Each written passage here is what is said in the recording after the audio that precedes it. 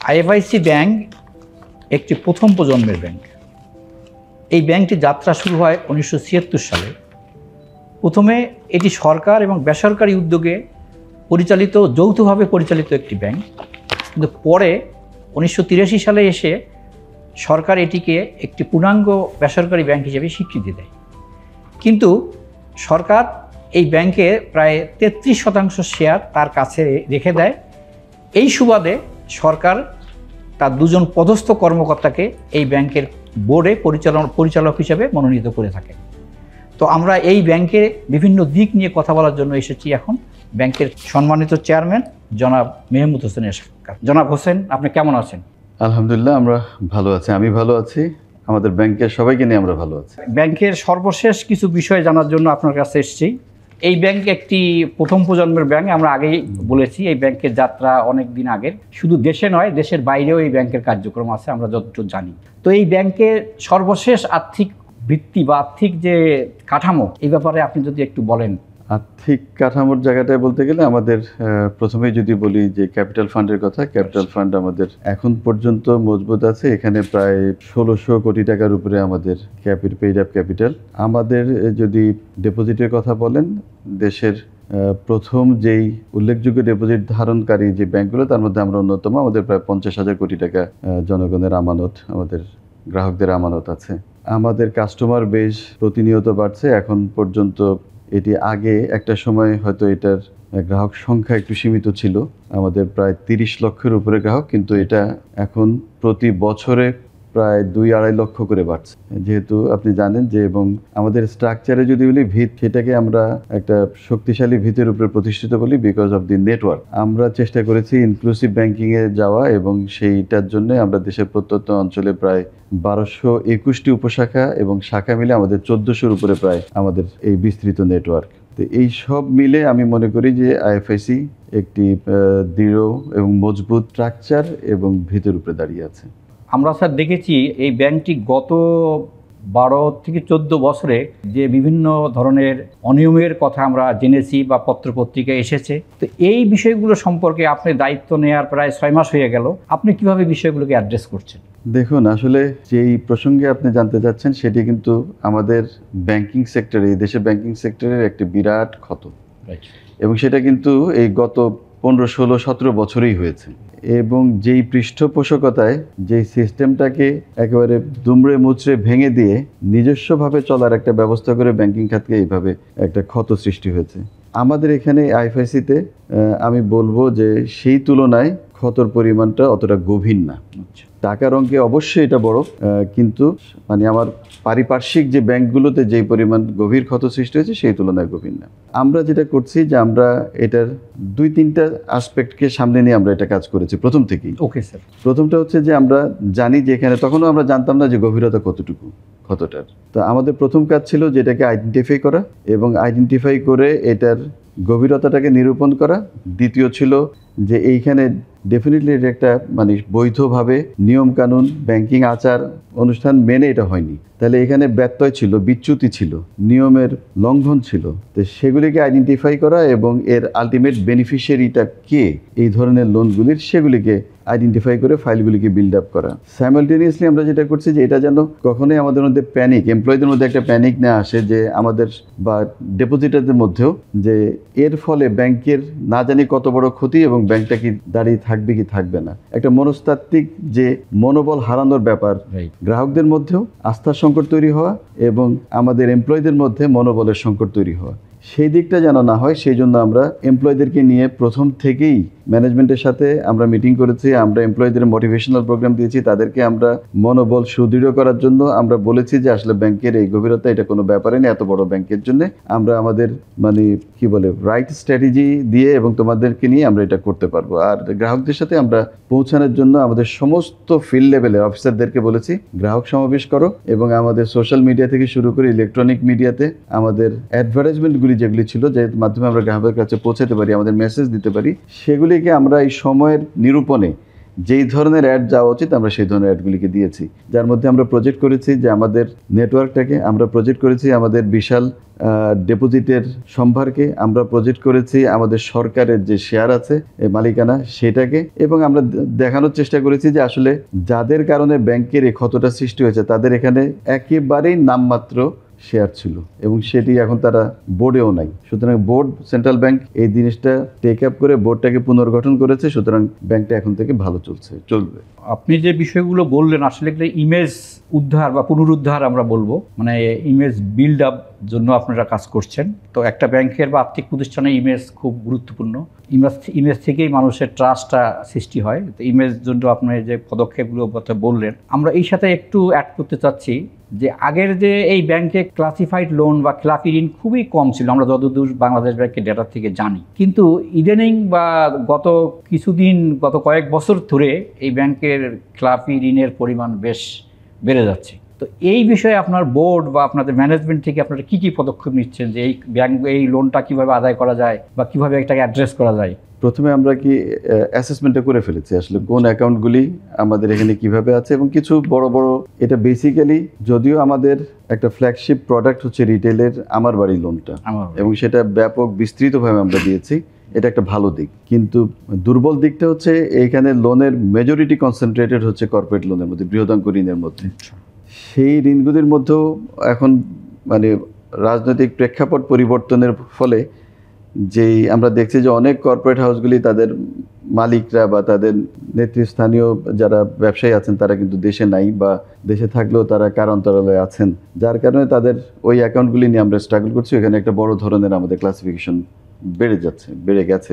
তো আমরা বোর্ড থেকে সিদ্ধান্ত নিয়েছি যে আমরা পুরোটা একবারে দেখতে চাই এবং একবারে যা হওয়ার আমরা হিটটা নিতে চাই। আমরা অ্যাসেসমেন্ট করে দেখেছি এটা 30-32%-এর বেশি হচ্ছে না। আচ্ছা, হ্যাঁ, টোটাল আউটস্ট্যান্ডিং লোনের 30-32% বেশি হচ্ছে না। এটা আমরা বাংলাদেশ ব্যাংকেও রিপোর্ট করেছি গত ডিসেম্বরে। ওকে, তাদের সাথে আলাপ আলোচনা করেই আমরা এটাকে আর পর্যায়ক্রমে নেওয়ার চেষ্টা করিনি বা এটাকে কিছু লুকিয়ে রাখারও চেষ্টা করিনি। এটা জানাতে আমাদের সুবিধা যেটা হয় যে আমরা ঠিক এক্স্যাক্টলি জানি যে কোন অ্যাকাউন্টগুলিকে আমরা কিভাবে ট্রিটমেন্ট দিব, রাইট, কোন অ্যাকাউন্টগুলিকে আমরা একটা টাইম ফ্রেমে, যে কোনটা আগামী 6 মাসের মধ্যে আমি এটাকে থেকে আদায় কার্যক্রমকে বেগবান করে আমি কিছু আদায় করতে পারবো, কোনগুলিকে আমাকে লিটিগেশনে যেতে হচ্ছে, কোনগুলি আমি রিশিডিউল করতে পারছি, এইভাবে করে আমরা কাজটা আগাচ্ছি। এবং পাশাপাশি যেটাকে জারি রাখছি সেটা হচ্ছে যদিও এই প্রসেসের মধ্যে লোন অনুমোদন প্রক্রিয়ার মধ্যে যদি কোনো অনিয়ম হয়, বিচ্যুতি হয়, যদি ম্যানেজমেন্টে কারো ডিউ ডিলিজেন্সের ব্যত্যয় ঘটিয়ে থাকে, কম্প্রোমাইজ হয়ে থাকে, সেগুলিও আমরা অডিট করাচ্ছি। অডিট করিয়ে আমরা সেগুলির এগেনস্টে অ্যাডমিনিস্ট্রেটিভ যে অ্যাকশন, যেটুকু আইন অনুযায়ী ব্যাংকের শৃঙ্খলা বিধি অনুযায়ী যেটা করে সেটাও আমরা শুরু করে দিয়েছি। তো আমাদের টার্গেট হচ্ছে যে আমরা আগামী 2 বছরের মধ্যে এনপিএলটাকে একটা সহনীয় জায়গায় নিয়ে আসব, যার কারণে আমাদের যে প্রভিশনের রিকোয়ারমেন্ট ঘাটতিটা থাকছে সেই প্রভিশন ঘাটতিটাও আমরা একটা সহনীয় জায়গায় নিয়ে আসব। আপনি ক্লাসিফাইড লোন 2 বছরের মধ্যে একটা সহনীয় পর্যায়ে আনতে চাচ্ছেন। সহনীয় পর্যায়ে মানে কি আপনারা সিঙ্গেল ডিজিটে আনতে চাচ্ছেন? সিঙ্গেল ডিজিটে হয়তো আমরা পারবো না, সহনীয়টা আমাদের যে প্রেক্ষাপট সেই প্রেক্ষাপটে আমার মনে হয় এটা সিঙ্গেল ডিজিটে আগামী 2 বছরে সম্ভব না, আশা অতটা সম্ভব হয়তো হবে না। তো আপনারা কি প্রত্যেকটা লোন কি মানে সুনির্দিষ্ট করতে পেরেছেন যে এই লোনগুলো ফেক কিনা, বা এই লোনগুলো এর কোলেটারাল আছে কিনা, বা এইভাবে যেমন অনেক লোনের এখনো ট্রেস পাওয়া যায় না অনেক ব্যাংকে, আপনার এখানে কি এই ধরনের কোনো ঘটনা আছে যে লোনগুলো ট্রেস করা যায় না? না, আমাদের আনআইডেন্টিফাইড, আনট্রেসেবল কোনো লোন নাই। কিন্তু যেটি আছে যে আমরা জানি যে এই লোনটা যার নামে দেয়া সেটার আলটিমেট বেনিফিশিয়ারি হয়তো বড়োয়ার এসে যখন আমরা নোটিশ সার্ভ করেছি, যখন আমরা তাকে লোন কল ব্যাক করেছি, আইনগত নোটিশ প্রদান করেছি, তখন অনেকেই ব্যাংকের কাছে এসে তার কথা বলার চেষ্টা করছে যে এটা টাকা তো আমি নেইনি, বা আমি এতটা নিয়েছি, এতটা অমুকে নিয়েছি, এরকম তাদের বিভিন্ন ধরনের কথাবার্তা। তার মানে হচ্ছে যে লোনের বড়োয়ারকে কিন্তু ট্রেসেবল, বড়োয়ার কিন্তু পাওয়া যাচ্ছে। এখন পর্যন্ত আমার কাছে রিপোর্ট আসেনি যে আনট্রেসেবল কিছু আছে। আমরা সেই জন্য আশাবাদী যে 2 বছরে আমরা একটা জায়গায় নিতে পারবো কিছুটা, এবং ওই জাতীয় ওগুলিকে আমরা আলাদা একটা লিস্টেও করেছি, লিস্ট করা ওইগুলিকে আইডেন্টিফাই করে মোট কতটা অ্যাকাউন্ট, কত টাকা আলাদা লিস্ট করা আছে, এবং সেগুলির অনেকগুলির মধ্যেই আবার আলটিমেট বেনিফিশিয়ারি যারা, সেই প্রতিষ্ঠানের অনেক শেয়ারও আমাদের কাছে সিকিউরিটি হিসাবে আছে, ভালো শেয়ার, এবং কোল্যাটারালও আছে। কিছুতে নাই, অল্প কিছু সংখ্যক লোন অ্যাকাউন্টে সেরকম কোলাটেরাল নাই। আমরা সেগুলি নিয়ে কাজ করছি, কীভাবে এগুলিকে একটু সিকিউরিটির অ্যাসপেক্টে কিছু ইমপ্রুভমেন্ট করা যায় কিনা কাস্টমারকে ডেকে, এই প্রক্রিয়াটা চলমান। তাহলে তো আপনি মোটামুটি অনেকটা কাজ প্রায় এগিয়ে নেওয়া হয়েছে বলা যায় এটা, এবং এটা অ্যাড্রেস করার প্রক্রিয়াটা অলরেডি শুরু করা হয়েছে। তো যাই হোক, আপনার তো দীর্ঘদিনের ব্যাংকিং অভিজ্ঞতা, অপারেশনাল প্রায় 4 দশক, আমি যতদূর জানি 4 দশক ধরে আপনি ব্যাংকিং খাতে বিভিন্ন দায়িত্ব পালন করেছেন বিভিন্ন ব্যাংকে। যদি আমি নাম বলতে চাই তাহলে অনেক ব্যাংক নাম বলতে হবে। তো মোটা দাগে যদি আমি বলি, আপনার প্রাইম ব্যাংক, তারপরে আপনার ব্যাংক এশিয়ার ব্যবস্থাপনা পরিচালক এবং সিও, তারপরে এনআরবি ব্যাংকের আপনি ব্যবস্থাপনা পরিচালক এবং সিও, ন্যাশনাল ব্যাংকের আপনার যদিও শুরু ওখানে এবং শেষটাও ওখান থেকেই আমি যতদূর জানি। তো এই ব্যাংকেরও আপনি প্রধান নির্বাহী কর্মকর্তা এবং ম্যানেজিং ডাইরেক্টর হিসেবে দায়িত্ব পালন করেছে। না, এখানে আমি করিনি। না, আপনার ন্যাশনাল ব্যাংকে আপনার শুরুটাও আপনার ন্যাশনাল ব্যাংকে, আমার ক্যারিয়ারের শেষটাও এখানে 84। জি। এবং আপনার ক্যারিয়ারটা ওখান থেকেই আপনি অবসরে আসলেন, মানে রেগুলার সার্ভিস থেকে আপনি এখন চেয়ারম্যানের দায়িত্বে আছেন। তো এই যে 40 বছরের প্রায় অভিজ্ঞতা, এটা একটা অনেক বড় অভিজ্ঞতা ব্যাংকিং খাতায়। আপনার কি মনে হয় যে এই ব্যাংকটাকে আপনি ঘুরে আগের অবস্থায় নিয়ে যেতে পারবেন আপনার এই অভিজ্ঞতার আলোকে, বা আপনার এই অভিজ্ঞতা লব্ধ যে জ্ঞানটা এটা প্রয়োগ করে কি আপনি মনে করেন যে এটা আগের আবার সেই 10 বছর আগের যেমন 50,000 60,000 কোটি টাকা এটা ডিপোজিট ছিল, এই লেভেলে কি আপনি মনে করেন যে এটা আপনারা নিতে পারবেন? এই ব্যাপারে যদি আপনি কিছু বলেন। এই ব্যাপারে বলার আগে আমরা অভিজ্ঞতা থেকে এবং আমাদের সামনে যেই উদাহরণ আছে পিছনে যদি আমরা ফিরে যাই, দেশে এবং দেশের বাইরে কিছু যদি আলোকপাত করার বা মনে করার চেষ্টা করি, তাহলে দেখবেন যে এখানে এই দেশেই, আমি নাম না বলি আপনারা জানেন, খুব ভালো জানেন, 80-র দশকে বেসরকারি ব্যাংকগুলো শুরু হওয়ার পরে অনেক ব্যাংক কিন্তু 90-র দশকে যে অত্যন্ত খারাপ অবস্থায়, দুর্বল অবস্থায় পড়ে যায় এবং একটানা 6, 7, 8 বছর 10 বছর অতিক্রম করে ওই অবস্থায়। এবং তার মধ্যেই যদি আমি সেই সময়, এবং তাদেরকে নিয়েই কিন্তু তখন সেন্ট্রাল ব্যাংকে একটা দুর্বল ব্যাংক পুনর্গঠন সেল বা এরকম একটা কিছু প্রথম করা হয়েছিল। হ্যাঁ, করা হয়েছিল। তার মধ্যে কিন্তু আজকে 6টি ব্যাংকই কিন্তু ব্যাংকের বাংলাদেশের বেসরকারি অন্যতম ব্যাংক, সারির ব্যাংক। আপনি যদি ওয়েস্টার্ন ওয়ার্ল্ডের দিকে দেখেন তাহলে দেখবেন যে আমরা খুব দূরে না যাই, আমরা যদি সাবপ্রাইম মর্টগেজ যে ডিব্যাকলটা হলো, তারপরে যে রিসেশনের কারণে যেই ব্যাংক ধসগুলি হলো, তখন একটা কথা আমেরিকাতে এবং ওয়েস্টে ইউরোপে আসছে যে no one is big enough to fall. সব বড় বড় ব্যাংকগুলো কিন্তু ব্যাংক রান হয়ে গেল, পড়ে গেল, এবং গভর্নমেন্ট এসে তাদেরকে অনেকগুলিকে স্যালভেজ করতে হলো, অনেকগুলি আরেকগুলির সাথে মার্জার করে দিল, বিক্রি হয়ে গেল। ইউরোপের ইংল্যান্ডের একটা ব্যাংক 1 পাউন্ডে মাত্র বিক্রি হয়েছে, আরেকটা ভালো ব্যাংকের কাছে দিয়ে দেওয়া হয়েছে। সেই ব্যাংকগুলিও কিন্তু এখন অনেক মানে ভালো এবং প্রতিষ্ঠিত এবং সবল ব্যাংক। তার মানে হচ্ছে যে এটাকে ভালো করার উদাহরণ আছে, দৃষ্টান্ত আছে এবং করা সম্ভব। আমি মনে করি আইএফআইসি ব্যাংকের যেই অর্জনগুলি আছে, যেই মানে ভালো দিকগুলি আছে এবং এটার যেই ক্ষতি, সেই ক্ষতির পরিমাণটা আমি আগেই বলছি অগভীর। আমাদের প্রেক্ষাপটে এখনকার যে ইন্ডাস্ট্রি, ডেফিনেটলি এটা বড়, কিন্তু এই প্রেক্ষাপটে অতটা বড় না, অন্যগুলির মতো না। সেইখান থেকে আমাদের এটা 5 থেকে 7 বছরের মধ্যে এটা রিকভার করে ব্যাংকে একটা ভালো শক্ত অবস্থানে যে আমাদের যারা ইনভেস্টর আছেন তাদের প্রতিও সুবিচার করার সুযোগ আছে। এটার জন্য দরকার 2টি জিনিস। একটা হচ্ছে পরিচালনা পর্ষদ। আপনি দেখবেন এই ব্যাংকগুলোর নষ্ট হওয়ার পিছনে কিন্তু মূল দায়ীটা হচ্ছে পরিচালনা পর্ষদের কেউ না কেউ, এবং সেটাকে আমরা বলি গুড গভর্নেন্সের অভাব। এই পরিচালনা পর্ষদটাকে একদম সঠিক প্রফেশনালি রান করার মতো একটা পরিচালনা পর্ষদ থাকতে হবে এই কয়েক বছর, আমি যে টাইম ফ্রেমটা বলছি।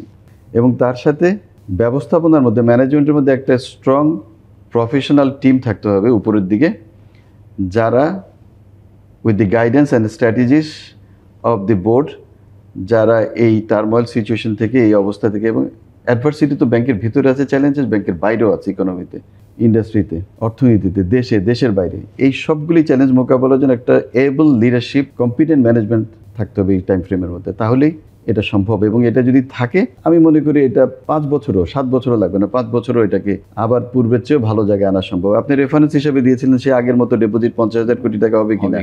আপনার জন্য জানাই, আমাদের 50,000 ডিপোজিট ছিল জুলাই মাসেও ছিল, জুলাই মাসেও 50,000 কোটি টাকা ডিপোজিট ছিল। অগাস্টের 6 তারিখ থেকে এটা পড়া শুরু হলো এবং পড়তে পড়তে এটা 45,000 কোটি টাকারও নিচে নেমে যায়, অক্টোবরের অ্যারাউন্ড 40-এর কাছাকাছি, 44-এর কাছে চলে যায় অক্টোবরের 3rd উইকে। আমরা কিন্তু আমাদের একটু আগে যেগুলি বলেছি সেই সমস্ত কার্যক্রম এবং আমাদের যেই অফিসাররা আছেন তাদের আমি সম্পূর্ণ ক্রেডিট তাদেরকে আমি দিব যে তারা আমাদের কথা মতো উদ্দীপ্ত হয়ে তারা মাঠে ছিলেন, মাঠ ছেড়ে যায়নি মনোবল হারিয়ে। আমরা মাত্র 4 মাসের মাথায় আমরা কিন্তু ঘুরে দাঁড়িয়েছি। আমাদের নভেম্বর মাসের 1 তারিখ থেকে ডিপোজিট গ্রোথ হচ্ছে, নেট গ্রোথ। নভেম্বরে আমাদের 1036 কোটি টাকা ডিপোজিট গ্রোথ হয়েছে এবং আমরা যদি ডিসেম্বর পর্যন্ত জানি, ডিসেম্বর পর্যন্ত আমাদের প্রায় অ্যাভারেজ যদি বলি 800 কোটি টাকার মতো on an average monthly growth. আমরা এখন প্রায় 49,000 কোটি টাকার উপরে আছি এই মার্চ মাসের আজকের গত বৃহস্পতিবারের, প্রায় সুই করছে, প্রায় 50,000 ছুঁই করছে। আমাদের টার্গেট হচ্ছে আমরা এপ্রিল মাসে, কারণ এই মাসটা জানেন আপনার অ্যাকাউন্ট থেকে টাকা উইথড্রল হয় অনেক ঈদের কারণে, আমরা এপ্রিলে 50,000 মার্ক আবার অ্যাচিভ করব এবং আপনাদের কাছে আবার যাব যে আমরা পুনরুদ্ধার করেছি আমাদের ওই জায়গাটা। আমরাও চাচ্ছি যে আপনারা আগের অবস্থায় 50,000 কোটি টাকার একটা ডিপোজিট, একটা ব্যাংক, এটা একটা অনেক বড় খবর এই ব্যাংকিং খাতের জন্য। তো আমি আবারও ফিরে যাই আপনার অভিজ্ঞতা। আমি যতদূর জানি 2014 আপনার নেতৃত্বেই কিন্তু এজেন্ট ব্যাংকিং এর কার্যক্রম শুরু হয় এই দেশে। তা আপনি শুরুতেই একটু বলেছিলেন যে ইনক্লুসিভ ব্যাংকিং। তো ইনক্লুসিভ ব্যাংকিং আইএফআইসিও শুরু করেছে অনেক আগের থেকে। এখানে অনেকগুলো প্রোডাক্ট আছে যেগুলো ইনক্লুসিভ ব্যাংকিংয়েরই একটা পার্ট। তো আপনি যেহেতু এখন এই ব্যাংকের পরিচালনা পর্ষদের চেয়ারম্যান হিসেবে আছেন, তা আপনার কি কোনো পরিকল্পনা আছে যে ইনক্লুসিভ ব্যাংকিংটাকে আরও এখানে জোরদার করা বা ওই ধরনের কোনো প্রোডাক্ট লঞ্চ করা যেটা আপনার আরও ফাইন্যান্সিয়াল ইনক্লুশনটাকে এক্সপার্টাইজ করবে এই আইএফআইসি ব্যাংকের মাধ্যমে দিয়ে? কারণ আপনি যেহেতু 2014 সালে প্রথম বাংলাদেশে এজেন্ট ব্যাংকিংয়ের একজন বড় পৃষ্ঠপোষক, তখন আপনি ওই ব্যাংকের ম্যানেজিং ডাইরেক্টর এবং সিইও ছিলেন, তখন ওই ব্যাংকটা কার্যক্রম শুরু করে, যার ফলে পরবর্তীতে এখন প্রায় অনেক ব্যাংক, প্রায় অনেকগুলো ব্যাংক, মেজরিটি ব্যাংক এখন এজেন্ট ব্যাংকিং কার্যক্রম পরিচালনা করছেন। তা আপনার এই ধরনের কোনো পরিকল্পনা আছে যে কোনো প্রোডাক্ট বা কোনো সার্ভিস দিয়ে আরও বেশি মানুষকে এই ব্যাংকিং খাতে আনার জন্য? জি, অবশ্যই আছে। তবে এখানে একটু ক্লিয়ার করে রাখি, যেহেতু আমরা এইখানে এজেন্ট ব্যাংকিং নিয়ে আমরা হয়তো আগাবো না, আপাতত এরকম কোনো পরিকল্পনা নেই। কারণ আমাদের যেই উপশাখা যে নেটওয়ার্কটা এটাই বিস্তৃত এবং আমরা আগামী 3 মাস সিদ্ধান্ত নিয়েছি। 3 মাস আমরা দেখব যে আমাদের ডিপোজিটের গ্রোথটা কি স্টেবিলিটি কীভাবে আসছে এবং আমাদের as per budget or as per hour গোল সেটা আমরা অ্যাচিভ করতে পারছি কিনা। যদি সেগুলি ঠিকঠাক মতো থাকে আমাদের লসের পরিমাণটাকে আমরা কমানোর চেষ্টা করব। যেহেতু এখন জানেন একটা বড় অংশ অ্যাসেট থেকে আমরা রিটার্ন পাচ্ছি না, সুতরাং লস অবধারিত হচ্ছে। এই জায়গাগুলিকে আমরা আগামী 3-4 মাস দেখে উপশাখার বিস্তৃতিটাকে আস্তে আস্তে ছোট আকারে, আগের মতো হয়তো 100 উপশাখা বছরে করব না, 200 করব না, হয়তো আমরা 20টা-25টা করে বছরে করা আপাতত করব। এই করাটাকে আমরা জাস্টিফাই করার জন্যে আমরা শুধুমাত্র ডিপোজিট যে এখানকার ইকোনমির যে সঞ্চয় সারপ্লাস মানিটাই যে আমরা নিব তা না। আমি সারা জীবনই বলে এসেছি আমি ওই জায়গাতেই আবার এটাকে রিইনভেস্ট করতে সবচেয়ে বেশি আগ্রহী। তো সেইভাবে আমাদের যে বিজনেস মডেলটাকে আমরা আমাদের ম্যানেজমেন্টের সাথে ওনাদেরকে গাইডেন্স দিয়ে আমরা বলেছি যে আগামীতে এই বছর অ্যান্ড অনওয়ার্ড বিজনেস মডেলটা হবে কিন্তু আমাদের micro and SME led and agri led. Okay, আমরা আমাদের এই বিস্তৃত নেটওয়ার্ক দিয়ে গ্রামে গঞ্জে শহরতলিতে আমরা এগ্রিকালচারাল ক্রেডিটটাকেও আমরা এগিয়ে নিয়ে যেতে চাই। এই জন্য বিজনেস মডেলটাও আমরা ঢেলে সাজাবো, সেটা কাজ চলমান আছে। এবং আমাদের প্রোডাক্ট এসএমই তো অনেক প্রোডাক্ট আছে, সেগুলি নিয়েই আমরা আমাদের এই উপশাখার মাধ্যমে আমরা ইনক্লুসিভ ব্যাংকিংয়ের দিকে এগিয়ে যেতে চাই এবং এটা সম্ভব। আমরা মাইক্রো লেন্ডিংয়ে যাবো ইনশাল্লাহ। তো এই ক্ষেত্রে কি আপনাদের বিজনেস মডেল বা যে আপনারা কর্পোরেটে কত পার্সেন্ট করবেন, এসিবিতে কত পার্সেন্ট বা রিটেলে কত পার্সেন্ট, এই ধরনের কোনো প্রজেকশন কি আপনাদের কাছে আছে? এখনও সেটা করার সময় হয়নি। আমরা যেটা মোটা দাগে যেটা ম্যানেজমেন্টকে দিয়েছি সেটা হচ্ছে যে এখন যে আমাদের যে সারপ্লাস ডিপোজিটটা হচ্ছে সেটা আমাদের ব্যালেন্স শিটের এবং আমাদের ব্যাংকের যে চ্যালেঞ্জেসগুলি আছে ইউনিক, সেগুলিকে সামনে রেখে, সেই বাস্তবতাকে সামনে রেখে আমরা বলেছি যে আমাদের এখন সারপ্লাস ফান্ডটার ডিস্ট্রিবিউশনটা হবে ফর দি টাইম বিং আগামী সেপ্টেম্বর পর্যন্ত। আমরা বলেছি যে এইটার 60% আমরা এখন গভর্নমেন্ট ইনস্ট্রুমেন্টে ইনভেস্ট করব, 40% আমরা এগ্রি অ্যান্ড এসএমই লেন্ডিংয়ে যাব। অ্যান্ড যদি এর মধ্যে আমাদের খুব সিলেক্টিভ কোনো কর্পোরেট আসে, সেটা যদি আমাদের এক্সপোর্ট ওরিয়েন্টেড কর্পোরেট হয় বা আমাদের এক্সিস্টিং যে কর্পোরেটগুলি আছে সেগুলি খুব ভালো, এক্সপোর্টেরও যেগুলি আছে সেগুলি যদি এক্সপ্যানশন থাকে সেগুলিকে আমরা ফাইন্যান্স করব। কেন 60% এখন গভর্নমেন্ট ইনস্ট্রুমেন্টে করতে যাচ্ছি? কারণ আমার ধারণা যে আমাদের ব্যাংকগুলো একটা জিনিসকে ইগনোর করে আসছিল এত বছর, এটা ম্যানেজমেন্ট এবং বোর্ড, আমার ব্যক্তিগত ধারণা, সেটা হচ্ছে গ্রাহক এবং গ্রাহকের আস্থা। এই ডিপোজিটারদেরকে আমরা মনে হয় অনেকটা ইগনোর করে এসেছিলাম এবং গ্রাহকের আস্থার কারণে যে কি বিপর্যয় নামতে পারে সেটা কিন্তু আমরা 5ই আগস্ট পরবর্তী আমরা দেখলাম, ব্যাংকগুলো আমরা দেখেছি। সুতরাং এখন আমরা এবং এরকম একটা পরিস্থিতি যেন হয়, আবার আল্লাহ না করুক যদি ব্যাংক পড়ে, সেটা থেকে যেন আমাদের বেগ পেতে না হয়, সেজন্য আমরা ট্রেজারিকে বলছি you become strong, so that in case of need আপনি জানবেন যে আমাদের এই যে ডিপোজিট চলে যাচ্ছিল, আমরা we were crossed our fingers যে আমাদের ডিপোজিট ইনস্ট্রুমেন্টগুলি, গভর্নমেন্ট ইনস্ট্রুমেন্ট যেগুলি আছে সেগুলিতে আমরা রেপো নিচ্ছিলাম। আমরা বোর্ডের অ্যাপ্রুভাল নিয়ে রেখেছি, বাংলাদেশ ব্যাংকে অ্যাপ্রোচ করার জন্য চিঠি রেডি করে রেখেছি যে will ask for the Bangladesh bank guarantee against funding. আমরা নিতে হয়নি আল্লাহর রহমতে। তো আমরা চাই না যে কোনো বিপর্যয় যদি হয় ব্যাংকিং সেক্টর আসতেই পারে, আমার নিজের কারণে আসতে পারে, অন্য ব্যাংকের কারণে আসতে পারে, যে কোনো আস্থার চির একটা থেকে শুরু হলে এটা অনেক দূর যায়, হ্যাঁ কন্টেজিয়াস। সেই জন্য আমরা ওই জায়গাটাকে একটু স্ট্রং করে নিচ্ছি এই বছরেই, এবং পাশাপাশি আমরা লেন্ডিংটা যে আমাদের মডেল অনুযায়ী চালাচ্ছি। এবং সেপ্টেম্বরের পরে আমরা যদি দেখি সব ঠিক আছে, আমাদের আর মেজর কোনো শক আসার কারণ দেখছি না, তাহলে আমরা লিকুইডিটিকে 87-86-এ মেনটেন করে majority fund will be invested for মানে অ্যাজ লোন। ওকে, আপনার এখন পলিসি যতটুকু আপনি বলার পরে যতটুকু আমরা আমাদের অনুধাবন করা গেল, তাতে আপনারা রিস্কটাকে একটু অ্যাভয়েড করার চেষ্টা করছেন, কারণ ক্লাসিফাইড লোন আপনাদের এমনিতেই বেশি, তারপরে যদি আপনারা ফ্রেশ লেন্ডিংয়ে যান তাহলে ক্লাসিফাইড হওয়ার একটা চান্স থেকেই যাচ্ছে। সেই জন্য আপনারা সিকিউর ইনভেস্টমেন্ট, যেটা রিটেনটা একদম কনফার্ম করা যায়, যেটা গভর্নমেন্ট ইনস্ট্রুমেন্টে, ওখানে এখন ইল্ড মোটামুটি ভালো, আপনারা একটা লাভজনক এবং কোনো শক আসলে লিকুইডিটির উপরে আমি এটাকে রেখে আমি আবার এটা মোকাবেলা করতে পারবো। রাইট, একটা যে কোনো ধরনের লিকুইডিটি ক্রাঞ্চ বা লিকুইডিটি প্রেশার যদি হয়, তাহলে সেই ব্যাংক দ্রুত তার লিকুইডিটি ম্যানেজ করার মতো জন্য সে গভর্নমেন্ট একটু ইনস্ট্রুমেন্টকে ব্যবহার করতে পারে। এটা সারা বিশ্বে এটা স্বীকৃত ব্যবসা। এই ব্যাপারে এটা খুবই ওয়াইজ ডিসিশন আমি বলবো এখনকার পরিপ্রেক্ষিতে। তো আমরা আসলে আরেকটু বিষয়ে যাচ্ছি, যে আপনি হয়তো আগে বলেছেন এর আগেও, যে সুশাসন এটি ফাইন্যান্সিয়াল সেক্টরের জন্য খুব দরকার। আমরা এখন ব্যাংকিং বোর্ডে যেটা বলি বা ম্যানেজমেন্টে যেটা দেখি, অনেকগুলো ব্যাংক পড়ে গেছে বা বসে গেছে শুধুমাত্র সুশাসনের অভাবে। তো এই সুশাসনটা নিশ্চিত করার জন্য আপনারা কি কি পদক্ষেপ নিচ্ছেন, যে আমরা এই সুশাসনের ক্ষেত্রে কোনো কম্প্রোমাইজ করবেন না? দেখেন, বাংলাদেশ ব্যাংক যে 11টা এবং পরে 4টা মনে হয় 15টা ব্যাংকে রিফর্ম করে দিয়েছে, 14টা পরে 3টা 14টা ব্যাংক রিফর্ম করে দিয়েছে। আমাদের কাছে ওনাদের এক্সপেকটেশন কি? ব্যাংকগুলোকে রিঅর্গানাইজ করে ঘুরে দাঁড়িয়ে একটা জায়গায় নিয়ে আসা, এবং সেটার সাথে সাথে আরেকটা হলো যে এটা যে আমরা প্রফেশনালরা যারা এখানে ওনারা বাংলাদেশ ব্যাংক আমাদেরকে দিয়েছে, যে আমরা যেন ব্যাংকে একটা সুশাসন প্রতিষ্ঠা করে দিয়ে যেতে পারি। তো আমরা সেটার প্রতি খুবই যত্নশীল। আমরা সুশাসনের জন্য প্রথম যে কাজটা করেছি, যে আমরা আমাদের বোর্ডকে নিজের আগে বাংলাদেশ ব্যাংকের নিয়ম কানুন, ব্যাংক কোম্পানি আইনের এই জায়গাগুলিকে আমরা নিজেদের মধ্যে আলোচনা করে, কারণ সবাই ব্যাংকের সাথে সম্পৃক্ত ছিলেন না আগে, আপনি জানেন আমাদের বোর্ডে যারা আছেন, so that we clearly know our territory and we know the fine line of difference between management and the board. আমি কোন পর্যন্ত যে থাকবো, এই জায়গাগুলি যাতে আমাদের কনসেপচুয়ালি কোনো অসুবিধা না হয়। 2 নম্বর হচ্ছে আমরা বলছি যে আমাদের এবং ম্যানেজমেন্টের parallelly for all actions and all transactions there it has to be transparent. ওকে, আমাদের সব কিছুই ডিফাইন করা থাকতে হবে, এসওপি থাকতে হবে, পলিসি থাকতে হবে, এবং all transactions, all actions should be transparent. এবং for all of our actions and decisions we remain accountable to central bank, we remain accountable to our stakeholders, we remain accountable to each of us, the board members. আমরা বলছি ম্যানেজমেন্টকে বলছি আপনাদের accountability আমরা establish করে দিচ্ছি to the board for all your acts. তো সেই জায়গায়, এবং আমরা অডিটটাকে, ইন্টারনাল কন্ট্রোল অ্যান্ড কমপ্লেন্সটাকে আমরা স্ট্রং করছি ধীরে ধীরে। এটাকে আরও অনেকটু সময় দিয়ে করতে হবে, আরও কিছু করার কাজ বাকি আছে। সেই জায়গাটা করছি যাতে করে অডিট একটা স্ট্রং রোল নিতে পারে। ওকে, আমরা যেখানেই আনইনটেনশনাল মিস্টেকও যদি হয়ে যায়, ইন্টেনশনাল তো হলে অবশ্যই, সেগুলি যেন অডিট মিস না করে, এবং সেগুলি যেন এসে it has to be accounted for, যে কে করেছেন, কেন করেছেন, এবং সেটার জন্য কি প্রতিকার করণীয় আছে, এই জায়গাগুলি। তো আমরা মনে করি যে এখন পর্যন্ত, এবং আমাদের কোনো সিদ্ধান্ত বোর্ডে আমরা বোর্ড কেউ কাউকে চাপিয়ে দিই না। আমি চেয়ারম্যান হিসেবে কোনটা চাপিয়ে দিই না, আমি চেয়ারম্যান হিসেবে এমডিকে এখানে কোনটা, তার টেরিটরিতে আমি যাওয়ার চেষ্টা করি না, কখনোই বলতে পারবেন না।